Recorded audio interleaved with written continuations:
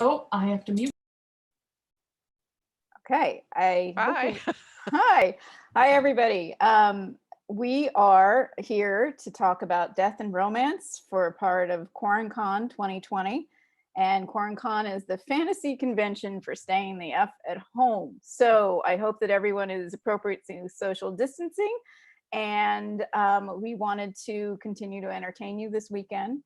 So we wanted to also say that if you go to QuaranCon, oops, excuse me, hang on one second, little technical difficulty. Okay, I forgot to mute and never forget to mute. So anyway, I wanted to tell you, go to QuaranCon2020.com and check out the full list of schedule for panels. There's an artist's alley where artists, authors, and artists are selling their work. And we want to make sure that everybody has a chance. There's also some contests that the winners will be announced later this weekend. So I hope you're all having a nice weekend. This group is here to talk about love and death as storytelling elements and in science fiction and fantasy, but we might extend out beyond that somewhat. So love and loss are the driving forces in literature, and who should fall head over heels? When is the right time to kill your darlings? And we want to discuss that. And so today I have Angela Board, Anella Dean, Chris Patterson, and Justina Robinson. And I'm going to start with Angela, if you want to tell us about yourself and your work. Yeah, I'm Angela Board, and this is my book, Fortune's Fool. It's got a lot of death and romance in it. It's also a finalist in this year's SPFBO self-published fantasy blog off. And it is my debut novel. So that's, I'm working on the sequel now, but it's the only one I've got out. Okay, and Anella, why don't you go ahead? Hi, I'm Anella Dean. I write science fiction and fantasy. I got to the semifinals, I think, of the SPFBO. I haven't read yours yet, Angela. It's on my list. I'm trying to go down the long list.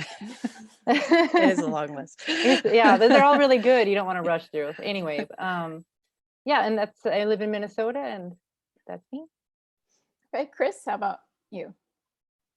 Yeah, my name is Chris Patterson. I write under Christopher Patterson. I have 3 fantasy novels that are all in the same series, and then called the Shadows Fire series. And I have my next 3 novels in the same series coming out in June. And then I also have a historical fiction fantasy novel out called To Kill a Witch, and planning on releasing a sequel to that, hopefully July or August. And I'm a high school teacher and coach. And yeah, I'm more death than romance, but I do have romance in my novels. But all right, and Justina, how about yourself? I'm Justina. I write science fiction and fantasy, sometimes separately, sometimes together in the same book. My most recent fantasy novel is Salvation's Fire from Rebellion. My most recent science fiction book is Paper Hearts from Newcom Press. And the most deaths and romances I think that I've written were in the Quantum Gravity series, which was published a few years ago. Okay. And lastly, I'm Amanda Justice. I'm the author of A Wizard's Forge. It was in an SBFBO, but a year or two ago. And it's a science fantasy, so it combines science fiction and fantasy, and it does the series has an overarching plot with sort of like a lifelong romance between the 2 principal characters, and the second book in the series, which will be out in October, has an awful lot of death in it. So, and it's called A Wizard's Sacrifice. Spoiler alert, a lot of death in a book called Sacrifice. So anyhow, so let's get started. I wanted to, really excited about this, being the one to moderate this panel, because this is a topic that interests me. although I'm not a traditional romance reader, I think it's an important element of any kind of, for any kind of storytelling. And death is also, you know, that's, if we can make our readers cry, that's, you know, romance and death are usually the way that we do that. So we, you know, we can think about important romances that have been done really well in science fiction and fantasy, but also outside of that, and also some important deaths. And you know, the most famous death probably in recent history in fantasy was, spoiler, Ned Stark. So, and you know, we're here to talk about, you know, what elements writers can use to do those effectively. So the first question that I put out to my panelists and wanted them all to think about is, I presented the Russian playwright Antonin Chekhov had this line about, if you put a shotgun on the wall in Act 1, it has to be used by Act 3. And if we think about that kind of storytelling paradigm, just, I wanted to get your sense of how romance and death sort of fit into that when you're crafting a story. So I'm going to start with Anela on that. Okay, so you mean that how we employ romance and death within Yeah, in a exactly. book? Just not necessarily referring directly to Chekhov's rule, but well, I mean, as far as believability, I think it has to do with building it up, especially with romance. I think to invest a reader, there's certain, you have to move them through certain stages. Sometimes they can go faster, but I feel like the stages are the same. So like in Nicola Yoon's book, The Sun is Also a Star, that's a story that takes place over a single day where the two of them fall in love. And so how did she do that believably? Because I read it and I believed it. And it has to do that she moved them through the stages, you know, where they're aware of each other. There's like a draw. And then the getting to know each other better, and then facing a problem together. And then the angst and the agony follows. And so I feel like it's a matter of steps to get to where we're invested fully. Because if we throw them together and say they're in love, I mean, nobody cares. But if you get them through the journey of it, of that love, then you're with them on it. And that's where the investment comes in. I think that, you know, that brings up another question that I wanted to think about, which is the role of love at first sight in storytelling generally. And Justina, you had a really nice response to that. So I wondered if you could share your thoughts on that idea. The love at first sight. Yeah. I thought that in science fiction in particular, it's quite hard to sell things like love at first sight, because science fiction people tend to be pride themselves and enjoy things which are very rational and well thought through and justified and all that. And love at first sight is often treated as if it's, oh, you're just making it up. It's lust at first sight. It didn't mean anything. You know, there's any number of excuses as to why this can't be love and it isn't meaningful. And then on the other side, you have much more emotionally minded writers who want to write about all the passion and the experience of what that's like. So there's a challenge there in trying to make something like that very convincing on a whole set of different levels, because characters differ. Some of them are really intellectual, some of them are much less so, based in their feelings. So whatever you're doing, the scene you set and the way you portray it will have all that power to convince or completely not convince the reader.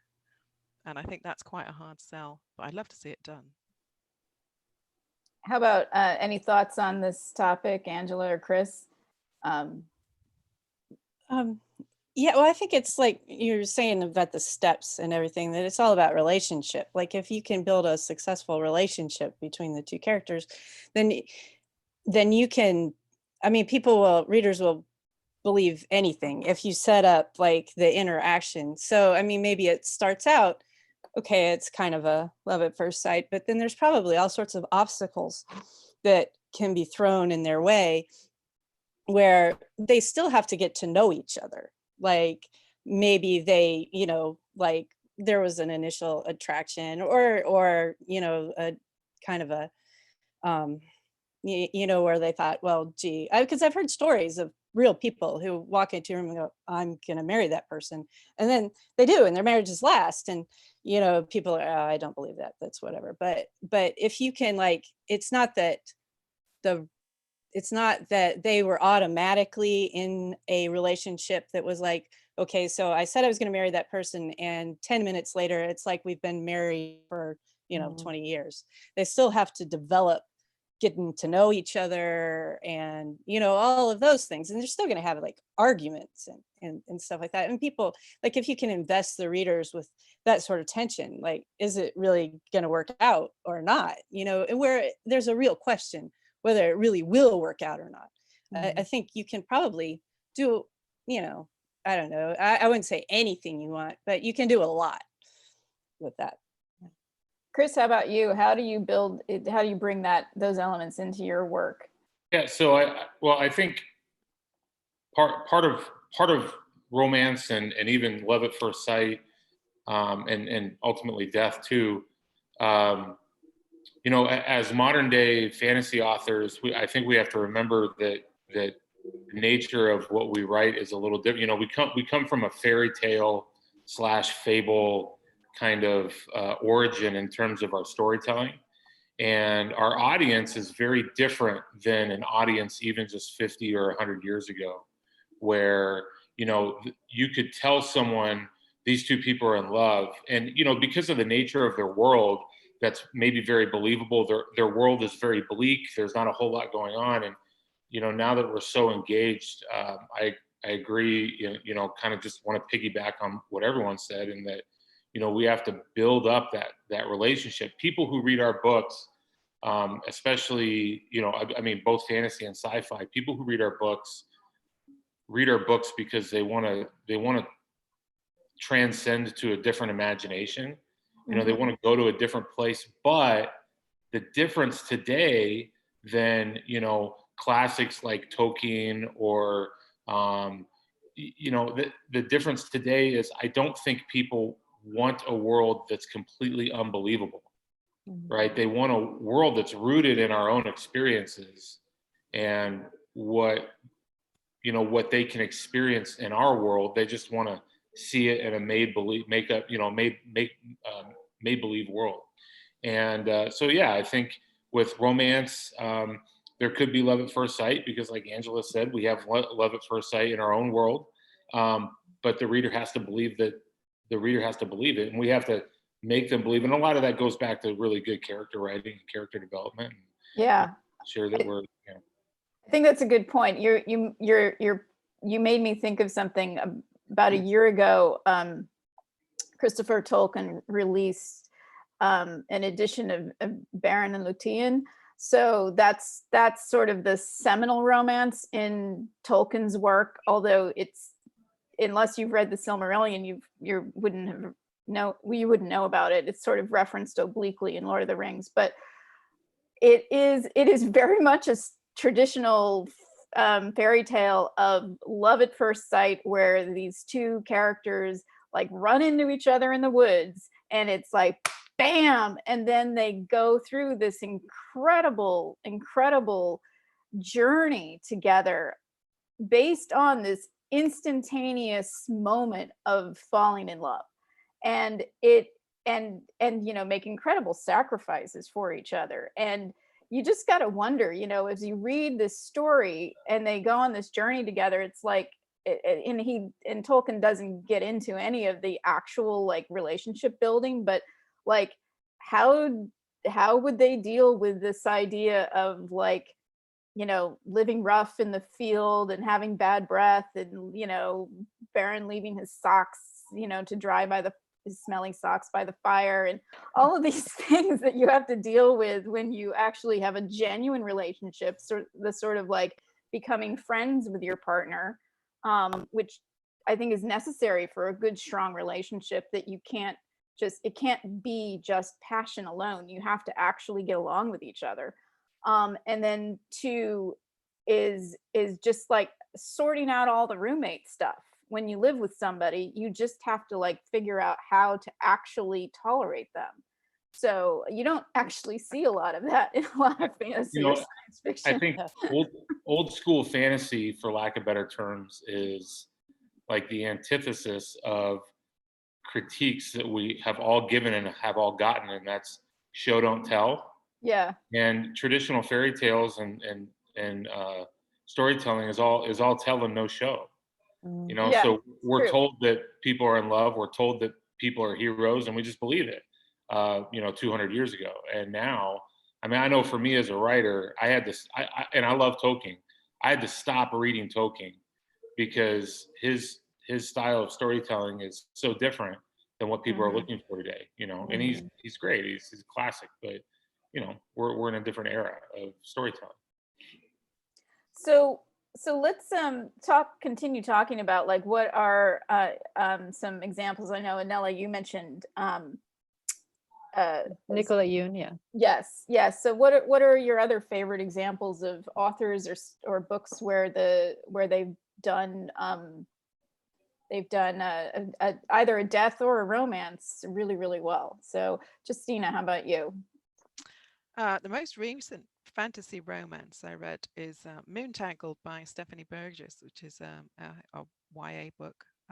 It's a really beautiful short novella length kind of story, in which her world, she sets it in as it's a Regency-like world where the whole thing is set up for romance, but it's a fantasy romance. Those two things are in equal measure in the story, and she weaves it together really beautifully.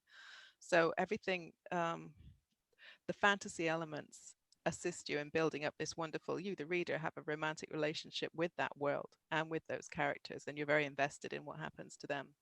And I often feel the same thing about in other adult books. Nalini Singh writes very completely in a different kind of vein. She's got this there is erotica in there, and it's a very hot, charged kind of romance with lots of feistiness going on. But she also has these massive world building and adventure plot and science fiction here and fantasy there. It's all done in the background, and it's really beautifully done. And I think she integrates the two of them really well together. So they get my vote. Cool. Angela, how about you with some examples that you've admired? I really like K.S. Veloso. Her work in general, I think she's just an expert at wringing emotional investment out of the reader, because you really never know what she's going to do with her characters. I know as far as in both death and romance, it's like the whole gamut of all the emotions, like her Wolf of Oren-Yaro and its sequel. But I read she was self-published, and then she's picked up by Orbit. So I think the sequel is going to come out from Orbit later, but that has a little bit more of the romance. It's kind of a will they or won't they kind of thing that you're always rooting for them. There's two characters to get together, and then they, there's a lot of tension there, but also for deaths, like her Agarty's epilogues, JSI is the first one, and she has something happen to a character very early on in that book, in the early chapters, which had me crying my eyes out, and it's like in chapter 2 or 3, and she set that relationship up so well in so little time that you were totally emotionally invested in it. And then it was like, I can't believe that just happened. And it was so early on that I was kind of in awe of that. I really like her work. I think that's something, that harkens back to what Justina was saying about, what a really good writer does is that they sort of create a romance between the reader and the characters, so that the reader becomes invested in those characters. And using the sense of romance sort of in the broadest sense of just falling in love with them, not necessarily in a romantic or erotic way, but just like becoming, it can be a brotherly love or a sisterly love too. It's just really being invested in caring in those caring for those characters. So in in other work or your own work, can you give some examples of like how you've done that? And I'll start with Anella on this one. On how we, I'm sorry, and how we've, Just how you or you feel that other writers have done well in terms of helping readers connect with characters so well, that they yeah. care about them. Well, I was thinking of, as we were talking, I was thinking of Grace Draven's book Radiance, which was it's a romantic fantasy, and it's between a human woman and then there's a Kai race, sort of a nighttime race, and they're getting married to, for an alliance between kingdoms, and so it's arranged, and they meet and they're completely hideous to each other because they just, the way each other, they see beauty in each other, it's they think they're absolutely awful, but they shared sort of a conversation where they intrigued each other and they made each other laugh, and so they had a spark of friendship right away. So it was interesting because a lot of some of the criticism with romance is that it's always between two gorgeous people, and here she set up a situation where they were not beautiful at all to each other, and then as they grew together they began to find each other beautiful, but not in ways that are physical. So that invested you fully because you felt the connection even though they didn't feel the physical connection. It was a lot of fun to read. I recommend it to anybody. Cool. Anybody else want to jump in on this? I mean, the guy that does death the best is George R.R. Martin. Yeah. I mean, and again, obviously his writing is not for everyone. It's not everyone's flavor, but I think he does a great job of investing his readers into someone and then boom, kills them off. In terms of romance, I haven't read Brent Weeks in a while, and his Night Angel trilogy. He has a really, really interesting and very cool relationship between a kid who is raised to be an assassin and a girl who's raised to be a prostitute. And just the interaction there, I thought was really, really cool. And then Peter V. Brett in his Demon Cycle series does a great job of several different romances. You think one romance is going to happen because of the interaction between his main character and one of his kind of synergistic characters, and then she ends up marrying the complete antagonist of our he does a really good job too of I haven't read his last book yet, but up until that point it was pretty good. Yeah, I agree that I like the way Brett handles that as well, and I think he does a great job making those characters and relationships real, and he also kind of touches on the whole love at first sight thing because things wrap around in a way where you don't necessarily expect them, because there is that initial connection between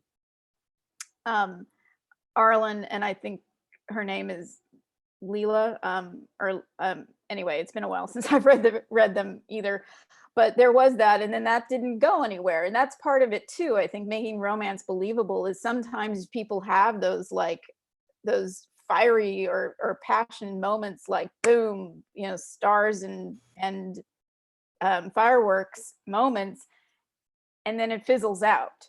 So or it just doesn't work out, and I think that's an important element to bring into our storytelling, so that if you haven't, the same characters meet someone else later on, it kind of helps make it work as well. So we were, just before we actually began, this group started to get into a discussion of where the lines are in romance in terms of science fiction and fantasy, and what our personal preferences are in terms of how steamy it gets, and what we think is actually works from a storytelling perspective. I want to talk a little bit about gratuitousness as an element of all of this, both there's two sides. Since we are talking about death, I want to make sure we don't leave death out of this conversation. But gratuitous violence, does it have a place? Or, obviously everything is to readers' tastes and your own personal tastes, but how, if you have a very violent book and with a lot of death in it, how do you use that as to advance your plot rather than just, have blood and gore everywhere? So I'm gonna, anybody want to volunteer to take this first? I'll say Sure. something. Go ahead, Justina. If something's gratuitous, the use of that word means that you thought it was unnecessary and you probably found it offensive. And it's there's two different ways you can approach looking at that. You can either look at it quite critically, as in you can say, well, it's gratuitous in that it doesn't serve any purpose in this story. It's just there to titillate the reader or to fulfill something to do with the writer's fantasy, and it's not serving any purpose, and therefore it's gratuitous. Or you can say it's gratuitous just because you personally have a strong dislike for it, and therefore anytime you come across something like that, you immediately have an allergic reaction and feel affronted by it, and there's nothing you can do to control how other people approach and read your work or consume it in any way.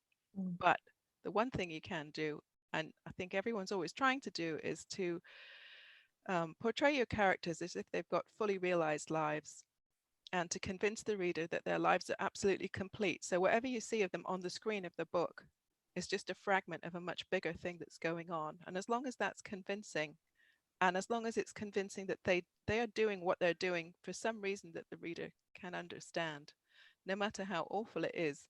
And Chris often mentions George R. R. Martin's books. They're not exactly to my taste, but at least when you can see his characters are doing things, there's a reason behind it, and you can feel that reason is part of the story, the overarching story, but it's also part of that character's individual experience. So even if it's not something that resonates with you, it resonates with truth, and you can perceive that kind of quality of truth about it. So and then in the death, it doesn't even matter what you're including.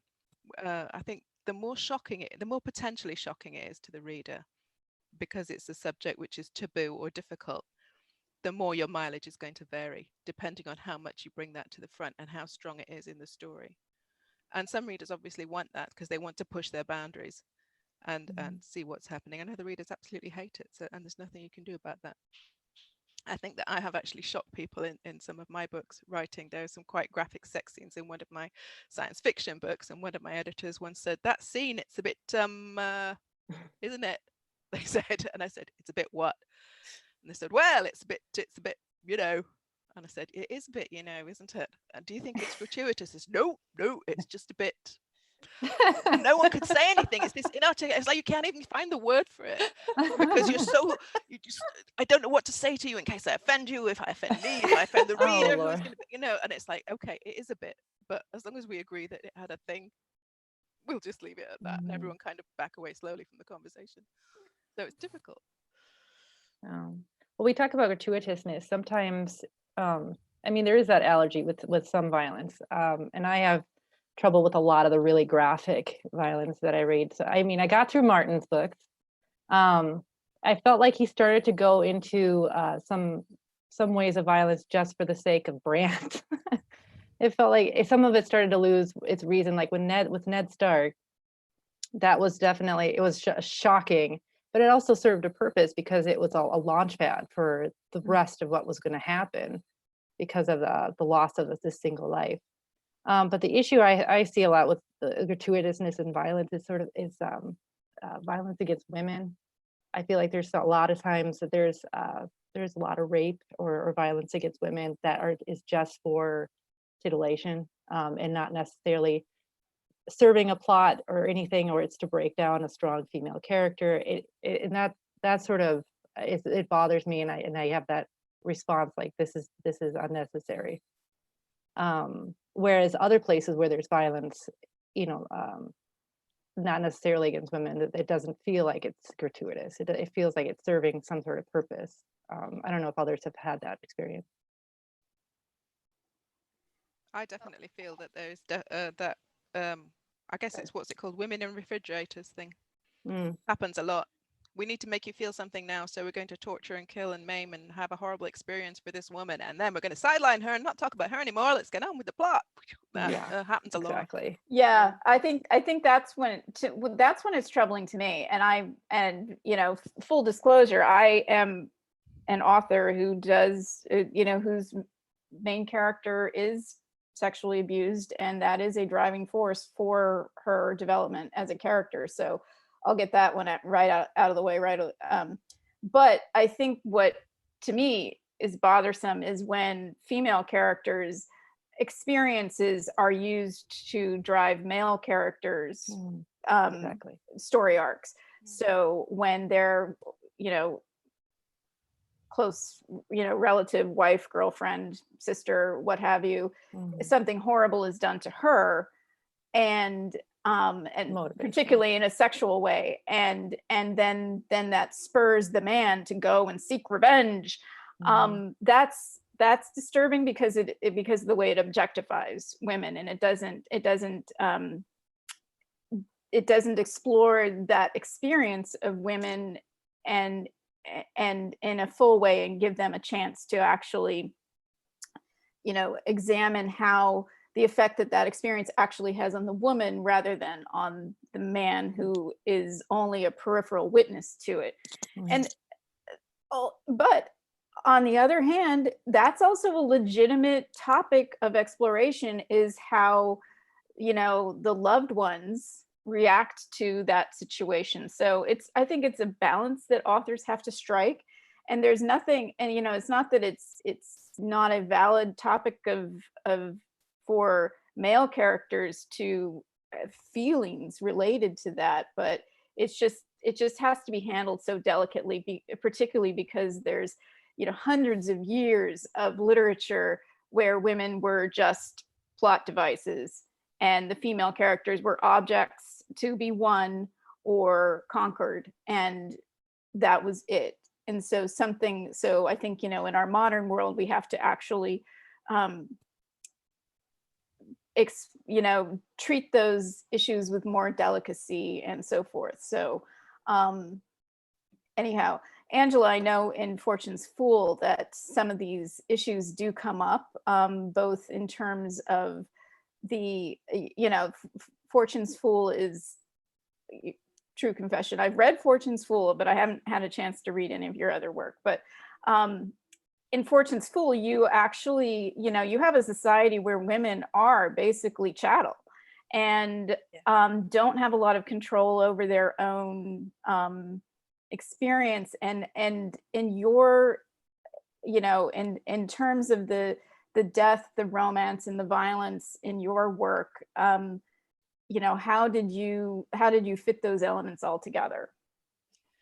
Well, I think that it was I wanted to make it be like integral to the character. So it wasn't like I didn't want anything to come across as a plot device, you know, like we're going to throw this into the backstory because I need something to motivate a character. And oh, this is, you know, it's like it's easy to grab for some things as motivation, you know, especially if you're writing a revenge story, which my book's kind of built around a revenge story. But but I like to explore lives. So when you get into that, like when things happen to people, then they have to deal with it, you know. And so it's not like you just, because a lot of times you do see in fantasy, you know, all these things going on. They fight giant battles, they, you know, get like injured and like big injuries, like they're stabbed and shot and, you know, and everything like that. And they kind of lay down for 2 days and then they get up and then they're like going again, you know, and or horrible things happen, like you're talking about rape and that, you know, I mean, something like that it's not just affecting one person or two people. It's like, you know, you throw a stone in some water and the ripples go out everywhere. So you kind of have to, like, if I wanted to show how specifically like this one person she's kind of dealing with all the things that happened in her life and how she kind of I don't know, moves on from some of them, but also how, you know, they kind of affect everybody. So let's go back to our earlier conversation that about thinking about romance and where the line, you know, what in your personal view is appropriate, and what is, you know, you think actually works in terms of steaminess or explicit sex, or is it, you know, how can let's put it in terms not just in like from a judgmental standpoint, but just like how can we effectively use the let's say consummation scenes, or also how can you know, the fade to black be just as effective? So Chris, I think that you had some views on this, so I'm going to start with you. Yeah, I mean, for me personally, I don't necessarily want to read erotica, and I think there's a big difference. First of all, I think there's a big difference between erotica and pornography, and I think that was a lot of kind of what we were talking about before we got started. Is someone can write about sex or have sex as a focal point in their book, and uh, do it with taste. Probably isn't the best term to use, but do it well. You know, the writing is good, the story is good, and it's just a part of what's going on. And even though that's not necessarily my flavor in terms of what I want to read, and I do have several sex scenes in my books. They're off-page sex scenes, so I show what's leading up and I show the aftermath. Um, you know, I think that someone can do that very tastefully, and well written, and you know, so for me personally, in my books, they're off-page sex scenes. I think I do a pretty good job of writing the lead up and the aftermath.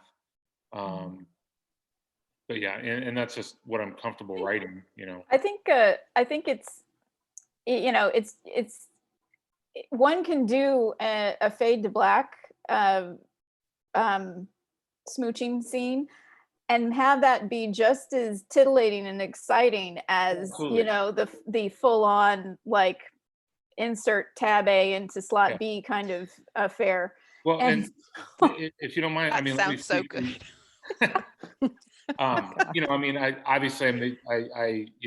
I read from a different perspective because I'm male, and I think one of the things that you know, in regards to our last topic, and you know, as we're talking about, you know, do we give, you know, the female heroine, you know, the you know, the page time that they deserve, and I think we're getting there. You know, we're obviously not where we need to be. I think fantasy and sci-fi, at least from my experience, and that's what I mostly read, does a better job than some other genres of giving time to female protagonists. But you know, one of the things that I've seen as, you know, and again, it's not erotica, it's pornography, gets into our genre, is it does a terrible job of objectifying women. Even some of these books that are labeled as reverse harems, that are supposed to give women sexual power, and they don't. You might as well just watch a porn, because that's what you're doing. You're reading a porn, and it's not erotica. It's not well written, and you know, I think that's something we need to be careful of and aware of. Especially when there are multiple dragons involved. So. Especially when there's multiple dragons involved. Well, I mean, it's not. I mean, not that's to play devil's advocate, but the reason why those came up, and even the ones that feel more pornographic, and why they're so popular, is because they display the acceptability of female pleasure, where a lot of our media hasn't allowed that to be, you know, a centerpiece.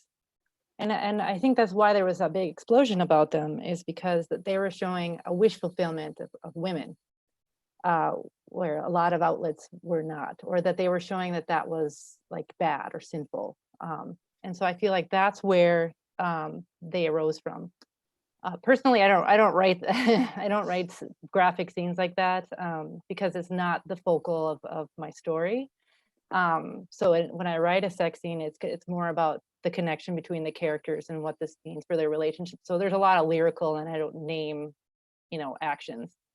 But I think that's why those are out there, though, is because it's an outlet for women to find wish fulfillment that has previously been seen as unacceptable.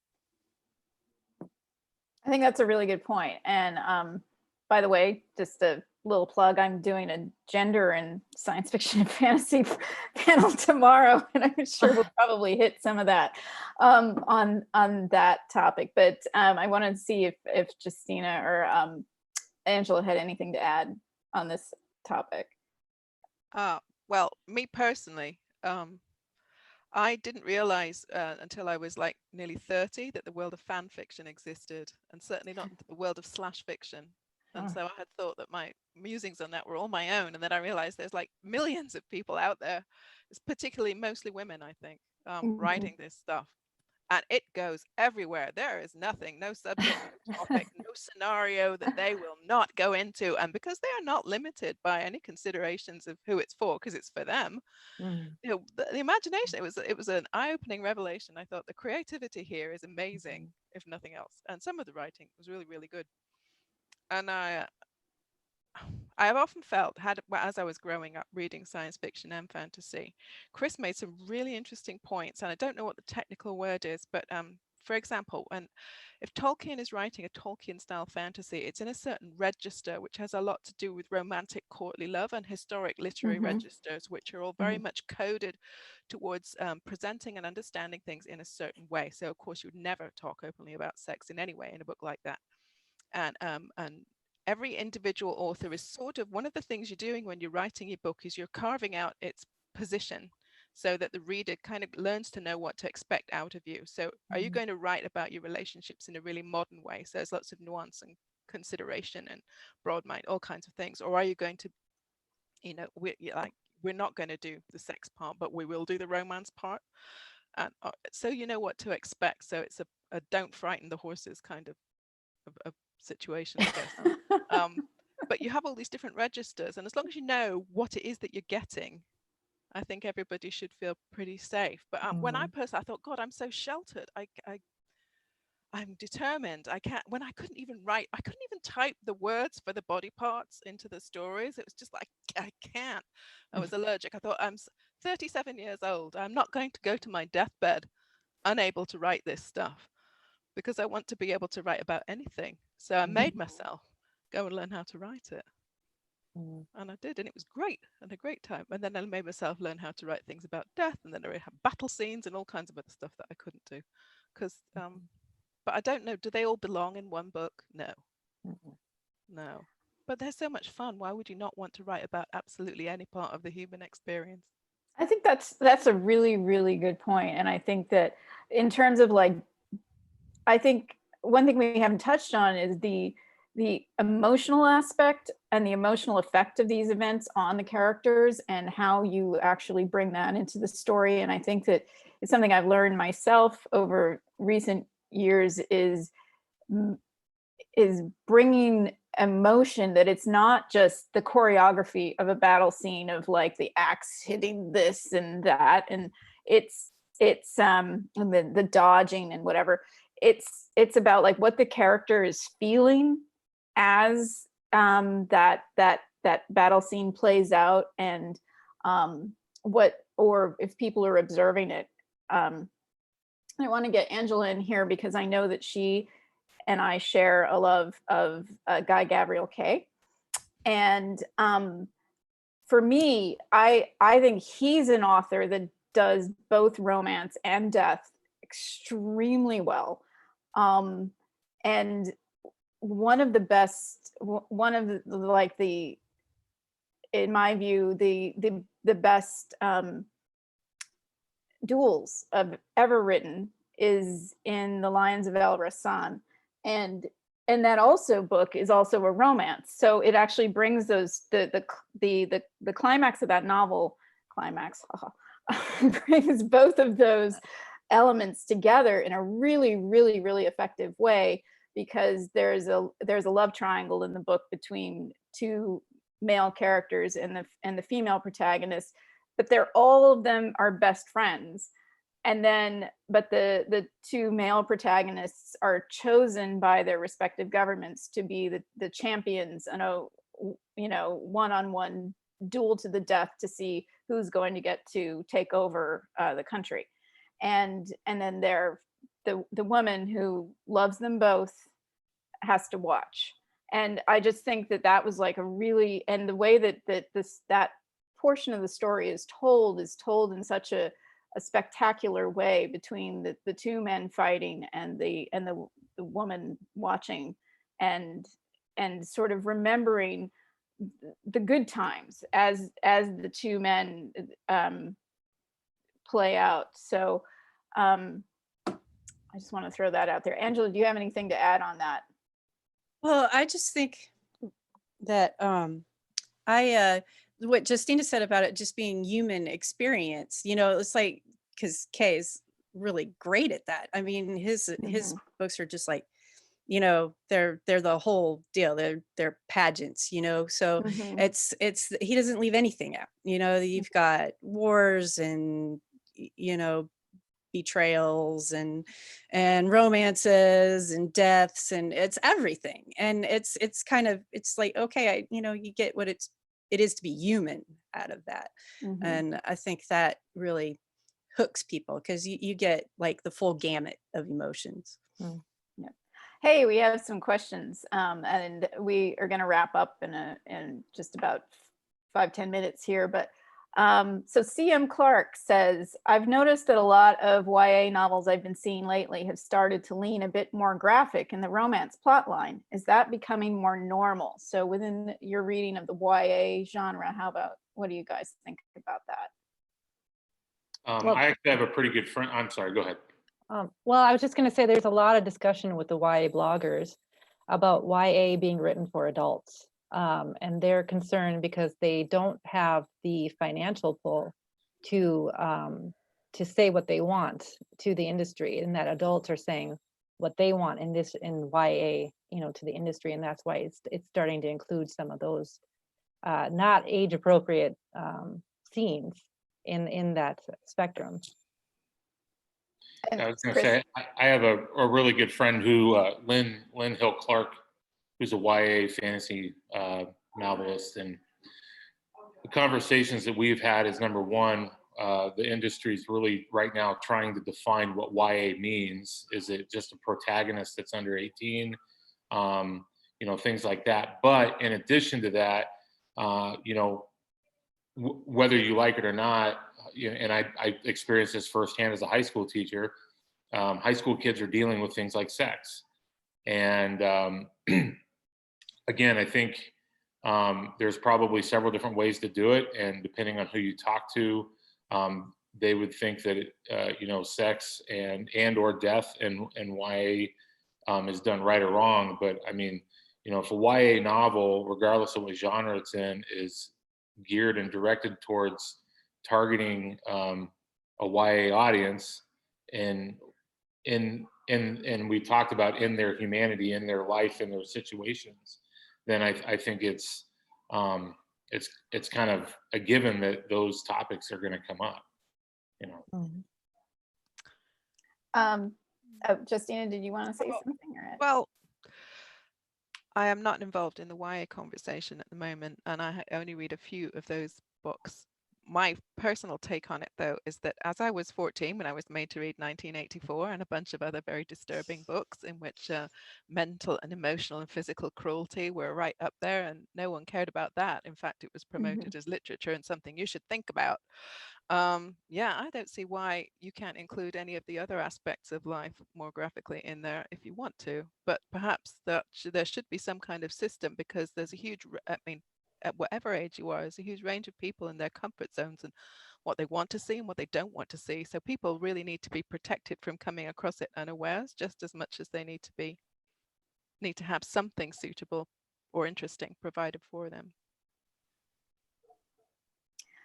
We have another question here from Casa Kasaravi, I hope I said that right.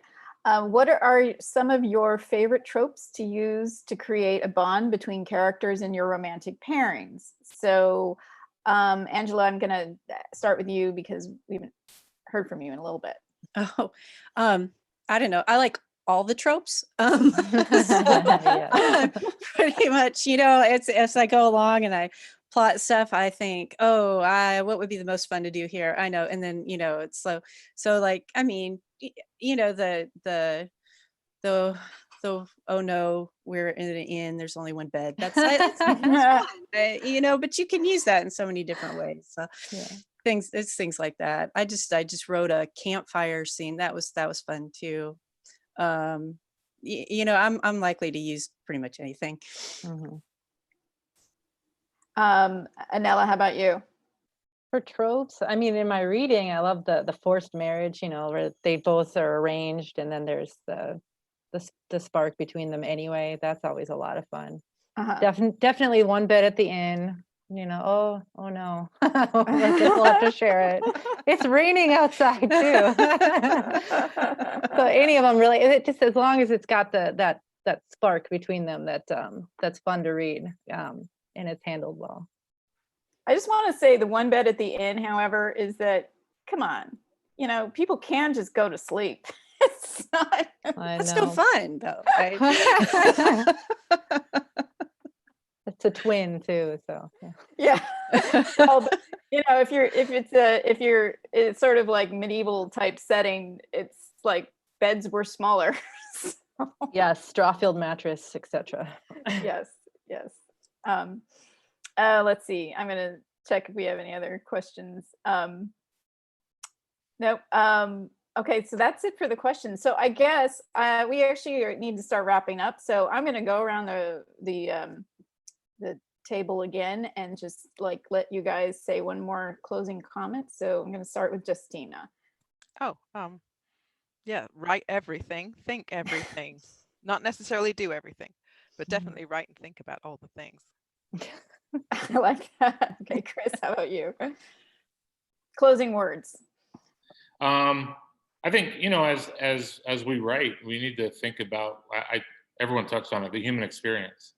I think that's what people want to read about. It's fantasy and sci-fi, so it's very much make believe, but a dwarf in your book could be your grumpy coworker. They want to experience those real people and the fantasy characters and the aliens and whatever else is in your book. And so I think today in our modern day era, it's all about the human experience. So. Anela, how about you?